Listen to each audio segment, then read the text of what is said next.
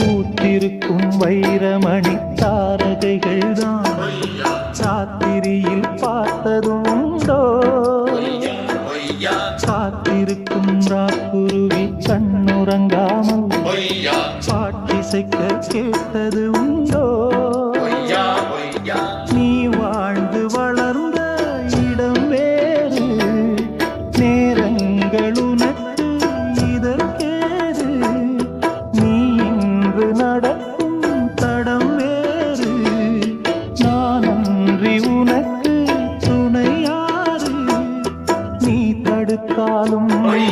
கால் தடுத்தாலும் நாள் முழுக்க நான் வருவேன் நானே புது ரூட்டுல தான் நல்ல